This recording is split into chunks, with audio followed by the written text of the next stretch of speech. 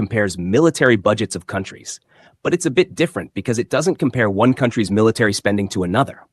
Instead, it compares the US's military spending with the cumulative total of the 9 other countries' military spending that are all on the top 10 list of biggest spenders. The reason? Well, the United States spent over $800 billion on its military in 2021, outspending South Korea, Japan, Saudi Arabia, Germany, France, Russia, the UK, India, and China combined. So there is frankly no worthwhile comparison to be made here.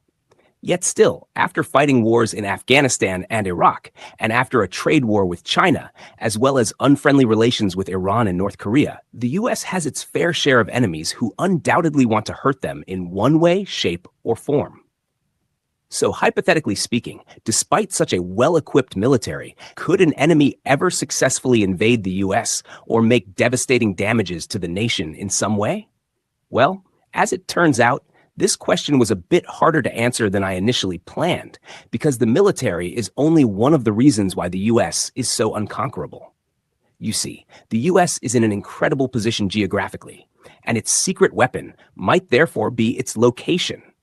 All you have to do is look at this map to understand why. For over 150 years, America's territory has stretched all the way across the continent from the Atlantic to the Pacific Ocean. These huge coasts separate the US from any potential enemy, so even in wartime, the American mainland is very well protected. Take World War II, for example. When America fought in both Europe and Asia at the same time, barely any attacks happened on US soil during the entire war. That meant American factories could keep making planes and weapons without interruptions, unlike the constantly bombed Soviet and British factories. On top of that, the Defense Production Act allowed the president to allocate materials and facilities for national defense, direct companies to prioritize government orders, and offer loans to companies to make this happen fast. In 2020, this law was used to increase the production of ventilators and medical-grade masks, so clearly, it's a very useful law to have in the toolbox.